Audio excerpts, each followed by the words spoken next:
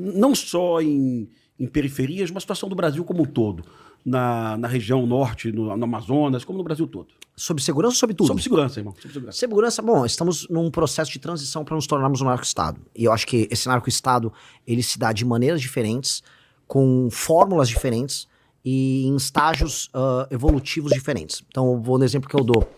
O Rio de Janeiro, você já tem uma mistura na política oficial, institucional, a Alerj, que é o maior exemplo disso, entre crime organizado, tráfico de drogas, para ser bem claro, e a política institucional. A ponto do, já vou botar aqui uma polêmica aqui, um dos meus concorrentes à presidência da República, o Flávio Bolsonaro, ter muito a se explicar sobre isso no processo eleitoral, porque apoiou o Bacelar, apoiou o TH Joias, aquele cara que caiu lá de Belfort Roxo, lá, o Canela, vai ter que se explicar, porque ele fica falando aí, não, a gente vai prender e neutralizar. Vai. Ele foi parlamentar aqui no Rio, depois foi senador, fez alguma coisa nesses temas, mas deixando ele aqui de lado. O que eu aprendi rodando o Brasil é que... e essa é uma visão que eu quero até trazer para vocês e até sofrer a crítica e ver se vocês concordam. Que existem dois tipos, a grosso modo, de ocupação no Brasil. Uma é a ocupação que a gente chama de horizontal, que é uma ocupação como, por exemplo, o Comando Vermelho faz, o TCP faz, que você pega um mapa, você vê o horizonte, e eles ocupam áreas territoriais em que antigamente tinha a exploração do tráfico de drogas ali, o uso daquela região como uma região logística para poder operar, e depois gás, internet, transporte, né, uma operação complexa que as milícias também começaram a fazer. E a do PCC, acho que o termo é bem interessante, que é a ocupação vertical, que é a ocupação institucional. Então vai de mercado financeiro, posto de gasolina, Ministério Público, polícia política, portos, e é uma operação mais complexa com um faturamento maior. Então não necessariamente o PCC precisa fazer uma ocupação territorial tão ostensiva quanto um Comando Vermelho, um bonde dos malucos fazem. Mas ele tem uma operação que ela invade as instituições de uma maneira mais efetiva. São dois modelos diferentes. Conversando, por exemplo, com membros do governo americano, eles estão mais preocupados com o modelo do PCC. Porque eles já estão operando internacionalmente e é mais fluido, é mais difícil. E aí, rodando o Brasil, eu percebo um pouco os métodos. Por exemplo, em São Paulo, a gente tem o Porto de Santos, que é ocupado pelo PCC. Aí eles pegam a Baixada Santista e eles fazem uma ocupação à lá Comando Vermelho, porque acho que é um entreposto logístico para poder operar o porto. E eles estavam fazendo isso no P100, lá em Fortaleza. E aí o Comando Vermelho, né, olhou e falou, não, vamos tomar o P100. Aí o Comando Vermelho derrotou agora o PCC ali na região. O estado, inclusive, que para mim está numa situação mais preocupante é o estado do Ceará. Eu acho que você tem uma negligência gigantesca por parte do governador atual, que é o Eumano, e a tomada de cidades inteiras, participação institucional do Comando Vermelho no processo eleitoral. Então, onde eu olho, eu vejo modelos diferentes dessa ocupação, vejo uma sofisticação maior por parte do PCC, vejo por parte do PCC operações intricadas que a gente vai ter, por exemplo, trabalho de fronteira para a entrada da droga, somado a trabalho com prefeituras e com polícias locais na Rota Caipira, trabalho no Porto Santos, trabalho com cooperação internacional para abrigar eles. E com o Comando Vermelho, eu vejo uma... E as facções, vamos colocar assim, de ocupação territorial regionais. Um trabalho mais intensivo junto com as polícias e com os governadores. E a gente sabe que tem muito governador que não está disposto a auxiliar. Eu citei o exemplo do Eumano no Ceará, e vou dar... Hoje eu pretendo dar nomes aqui, pra gente não fugir da discussão. Eu fui processado e condenado já pelo menos 2 vezes por falar, olha... Ele, de alguma maneira, por ser leniente, ele está cooperando. Ele permite que cidades inteiras sejam ocupadas pelo crime organizado e de maneira bem clara, ele utiliza a polícia para fazer a escolta dos moradores para fora das suas cidades, das suas casas. Então, o caso cearense é um caso assustador. Tem casos bizarros acontecendo também no Pará. Vi em menor intensidade isso acontecer no Maranhão. Na Bahia, muito. Salvador é uma cidade que está, vamos dizer, num cenário tão ruim, talvez até pior do que o do Rio de Janeiro. Então, eu acho que o Brasil está num processo acelerado de transformação dele próprio num narco-estado. E a gente dispõe de meios técnicos, a meu ver, o Estado brasileiro dispõe de fazer esse enfrentamento, mas institucionalmente e em termos de liderança, nós não temos vontade política para fazer isso acontecer. E eis a necessidade de um presidente que cuide desse tema. Perfeito, mas tu falou em meios técnicos. Temos legislação hoje no Brasil para esse enfrentamento? Não, essa seria a parte institucional que eu te falei. Perfeito. Institucionalmente falando, o arcabouço jurídico para a gente fazer esse enfrentamento não é suficiente. A gente tem que alterar as leis de execução penal, a gente tem que alterar as leis penais. tem uma discussão que eu tô trazendo muito forte, que é a do direito penal do inimigo, de um autor alemão que chama Günther Jacobs, que no fundo é o pai dessas legislações especiais para enfrentamento a terrorismo, que a Dinamarca aderiu, a França aderiu, os Estados Unidos aderiu, até o Brasil ele trouxe uma parte do direito penal do inimigo, ele colocou isso dentro do seu corpo jurídico. Só que ele tem que ser bem mais claro com relação às facções. Elas têm que ter um tratamento jurídico diferenciado, e a tese do direito penal do inimigo é justamente o direito ser muito veloz e muito intenso com relação a membros dessas organizações anômalas. E veja, a gente recebe críticas, eu fui muito criticado, mas isso dentro de uma democracia, e eu dou exemplo, a Dinamarca, que é uma democracia que ninguém critica, ela aplica isso contra facções. Tem uma facção específica que atua na Dinamarca, se você se associar a ela, você já vai preso, se você divulga ela, você vai preso. E aí isso tem a ver com a cultura, a narcocultura, ou a superestrutura cultural do narcotráfico, a gente pode chamar do que a gente quiser, que é entendido pelo direito penal do inimigo também como uma parte integrante da facção. O aparato burocrático que ajuda a lavar o dinheiro da facção é ou não é parte da facção? Eu considero que seja. Com certeza sim. Então, institucionalmente, ou seja, em termos de arcabouço legal, trazer o direito penal do inimigo, passar um projeto de lei que inclua isso, vai permitir ao Estado ter uma ação muito mais efetiva com relação a essas figuras. Aí a forma como a gente vai tratar os presídios, e aí do meio técnico, para entrar, desde scan, 3D, aí utilizar COAF, utilizar a Polícia Federal, colocar os governadores numa coalizão pra gente brecar eles, eu acho que essa é a parte mais fácil. A parte, ao meu ver, institucional, que é ter o arcabouço normativo e a vontade política de um presidente da República em tocar esta guerra, acho que esses são os elementos centrais pra gente andar. Me preocupa, Renan, porque todo pré-candidato que vem aqui, que eu questiono a falta de legislação, né? Ele sempre diz para mim, mas a autoridade do presidente eleito, bom, só com autoridade a gente não vai a lugar nenhum, né? Ontem eu vi um caso em Tocantins, farei um vídeo sobre isso, de um bandido que assaltou 10 farmácias ao longo de 15 dias, preso em flagrante pela Polícia Militar de Tocantins, né?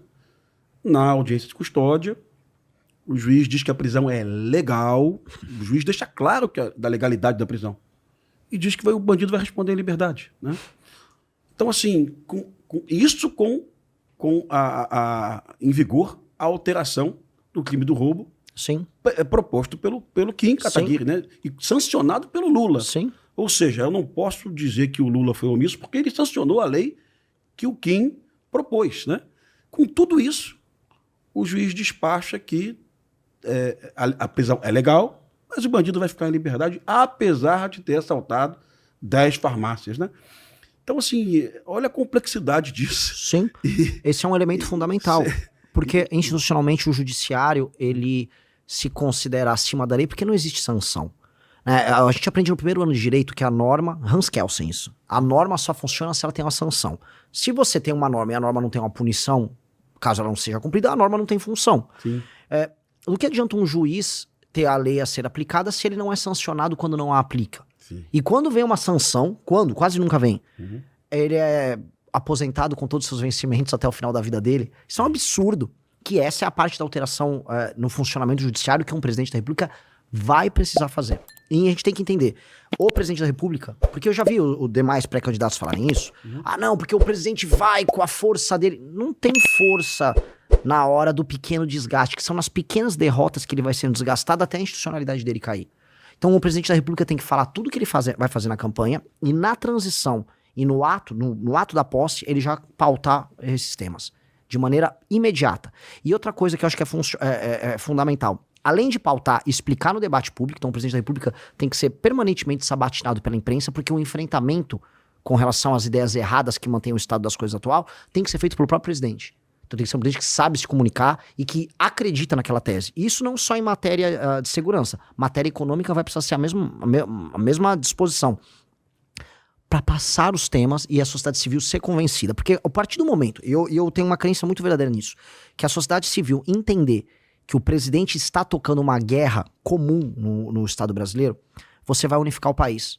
Porque tem um elemento que eu percebi agora rodando o Brasil inteiro. Do Rio Grande do Sul, que você tem 13 facções em Porto Alegre, até o Maranhão, todo mundo, de todas as classes sociais, de todas as regiões do Brasil, não é que ele quer que o crime acabe, ele quer se vingar do criminoso. As pessoas estão com ódio do criminoso. Então, se tem um elemento que une o Brasil, seria o nosso grande bode expiatório, é o criminoso violento. Você consegue pegar um país que tá fraturado, que se odeia, que tá rachado por região, que vota na direita, e todo mundo tá pistola com o bandido. Então, o primeiro presidente que começar a enfrentar isso de verdade e começar a mostrar que dá pra fazer as coisas acontecer, você tem um efeito que é muito maior só do combate ao crime, que é reunificar o país. E aí, colocar o país na mesma guerra. Vamos agora todo mundo, presidente da república, como presidente você consegue, vou botar em estado de defesa a região de Santa Quitéria, lá no Ceará, que foi tomada pelo CV. Vou chamar o BOPE lá do Rio para participar de uma operação com a polícia lá do Ceará. Você começar a unificar todo mundo se sentir brasileiro no enfrentamento a isso, que é uma causa comum a todos. Eu acho que aí sim, você vai passar os projetos, você vai ter uma boa popularidade como presidente da república tratando desses temas, e a gente muda o arcabouço institucional que envolve o judiciário e as leis penais, leis de execução penal e o Instituto do Direito Penal do Inimigo, para aí, de verdade, a gente virar um país. Hoje não é um país. Perfeito. Gostei bastante. Cajueiro, pergunta. Gostou do diagnóstico, Cajueiro? Gostei. Um diagnóstico muito bom. É o que realmente faria diferença. A primeira pergunta, né, é a seguinte. Teve um psicólogo norte-americano, um estudioso chamado Stanton Seminole, que ele estudou por que o criminoso comete o crime. E então, estudando famílias de 4, 5 filhos, apenas um era criminoso. Ou seja, não era o meio social como é divulgado por várias pessoas, que não, o meio é a pobreza, não era isso. Porque tinha o mesmo pai, mesma mãe, mesma escola, mesma alimentação. As duas perguntas que o criminoso faz para cometer o crime. Primeira, eu vou ser preso? Eu vou ser pego? E a segunda, caso eu seja pego, eu vou ser duramente apenado? Aqui no Brasil, as duas, eu vou ser pego. Se não mudou a estatística, até o mês passado, 90% dos homicídios do Brasil não se chegava nem à autoria, em média. Né? Então, e a segunda pergunta, nesse caso, estamos pegando o pior crime, vai ser duramente apenado? Não, vai sair rapidamente. A pergunta, em suma, né, diante desse cenário, a pena de morte e prisão perpétua. O senhor admite discutir prisão perpétua e pena de morte para determinados crimes. Como pretende viabilizar essas medidas diante da Constituição, que proíbe pena de caráter perpétuo e permite a pena de morte somente em caso de guerra declarada? Caso essas propostas não avancem, qual seria a sua alternativa concreta? Nós falamos muito disso. Eu acho que para você tocar uma Assembleia Constituinte originária, você tem que ter uma vitória em campo como presidente da República, e não uma vitória eleitoral. Essa vitória que eu descrevi para vocês, em que a população vai entender que o presidente se comporta como um comandante em chefe, fazendo esse enfrentamento ao crime. E ao ver resultados, o presidente da República tem que falar, agora eu preciso alterar a Constituição. E aí trazer a discussão de uma Assembleia Constituinte com uma correlação de forças contra aquilo que a gente chama de centrão, que seja forte o suficiente para permitir passar essa agenda e não contaminar essa nova Constituição. Então, esses dois temas são centrais. Eu acho que o Brasil precisa discutir pena de morte, o Brasil precisa discutir prisão perpétua. Precisa. E dois, e aí entra um elemento. Até lá, nós temos que ter um aumento brutal de penas e uma alteração profunda na lei de execução penal, alteração no inquérito policial, alteração nos planos de carreira policial, na questão da carreira única. Tem que ter para você aumentar a efetividade para nós fazermos essa construção até lá. Dito isso, nós temos que discutir pena capital e temos que discutir prisão perpétua. Eu acho que tem certos crimes e tem uma lógica que envolve a recuperação do criminoso que se torna simplesmente um instrumento de motivação do bandido a continuar no ciclo dele de cometer o crime, sair da cadeia e volta. Até porque, eu não gosto de contar muita historinha, né? Mas eu adoro contar historinha. A gente tem uma questão que o Estado brasileiro, desde o fim do período do regime militar, ele tá tomado por culpa. Foi muita, violação de direito humano, e houve violações de direitos humanos, não tô negando. Mas, não só as faculdades de direito, mas o legislador brasileiro, ele começou a operar na linha de que o Estado tem que diminuir o seu impacto punitivo. E ao fazer isso, ele criou uma indústria da impunidade que gera da parte do bandido essa sensação de leniência. Outra, tem um programa que estão saindo agora como Pena Justa, em que o judiciário se comporta como um agente desesperado para soltar um bandido, porque, este presídio aqui não está em condições. No Ceará, que está em guerra, o programa Pena Justa está sendo comemorado em rádio. Olha, vai ter agora um Pena Justa e vai tirar um monte de gente da cadeia. Tipo, eles estão em guerra. Então, claramente, um bandido hoje, ele se sente muito confortável em trabalhar. Muito confortável. Então, essas alterações de Constituição estão no nosso plano, mas eu só vou conseguir executar, então não vou ser mentiroso, se eu conseguir antes ter vitórias contra o crime organizado e ter uma vitória do ponto de vista econômico, que é fazer os juros baixar e as pessoas começarem a voltar a ter empregos formais. Se eu não conseguir essas 2 vitórias, eu não vou ter força para uma constituinte. Então eu não vou vir aqui mentir para vocês. Só vou conseguir fazer uma constituinte se eu ter essas 2 grandes vitórias nos 2 primeiros anos de mandato. Se você gostou do vídeo, não esqueça de deixar o like e inscrever-se no canal.